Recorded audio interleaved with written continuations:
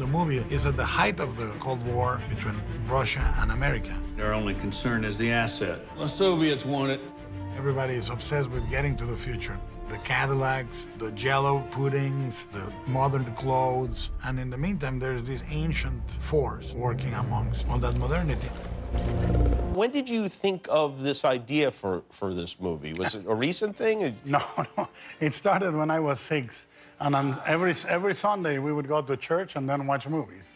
And at 6, I was watching Creature from the Black Lagoon on TV. There is a similarity between the creature and the creature swims underneath Julie Adams, and I just thought, what a great love story.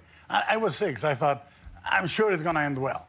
Yeah. The creature's going to come out well. But it's a home invasion movie. They kill the creature at the end of the movie. Yeah, right, because it's a creature. Yeah. Exactly. So I said, I'm going to correct that. It took 46 years, but I corrected it. And you did.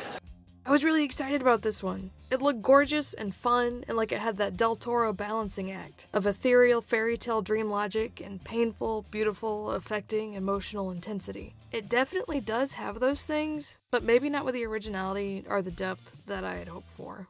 I'm definitely holding The Shape of Water to an elevated standard, which might be unfair. But as I was talking to my friend as we walked out of the theater, I was comparing this film to other Del Toro movies that I had seen. Pan's Labyrinth is much more emotionally affecting, Pacific Rim is more of an adrenaline rush, and we'd been reminded, mostly with regard to aesthetics and more superficial plot elements, of Amélie. Amélie is a good movie, but I never felt like it hit the heights Del Toro is capable of, and it wasn't something I wanted to pop into my head while watching any of his films. The Shape of Water is a beautiful fairy tale that alternates between the elegant and the grotesque. It's a great experience. But as my friend said as we walked out, it didn't do much outside of what's in the trailer, or at least not much else that wasn't predictable. The performances are all fantastic, and the creature itself is beautiful and believable as a physical being. The film is definitely better than most of the stuff you could go see right now. You should definitely go see it. But apart from some small flourishes, small character moments that added up, especially the way that Michael Shannon's character is portrayed, his habits, his pet peeves, how his cruelty is revealed slowly in pieces, I feel like this could have been written or maybe even directed by someone else. And I know that Del Toro wrote this with Vanessa Taylor rather than by himself, but he shared screenwriting credits in other films that felt more uniquely his own, or at least felt like part of a unique, enthralling collaboration.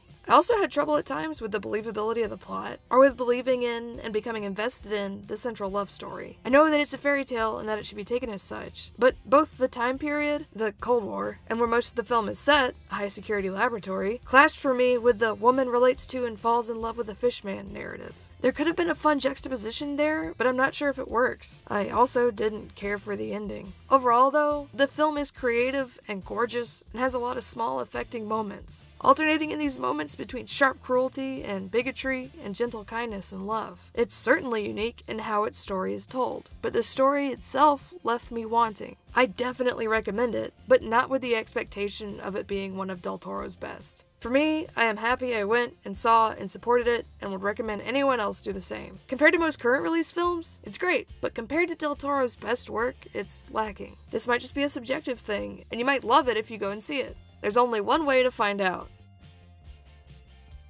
Failure and success live next door to each other, and they have no numbers at the door. They just knock. The thing that is the most sublime is the thing that can be the most ridiculous. Yeah. Always. Thanks for watching! If you enjoyed this review, please consider donating to my Patreon. It's support on Patreon that allows me to keep making videos like this one. Thanks!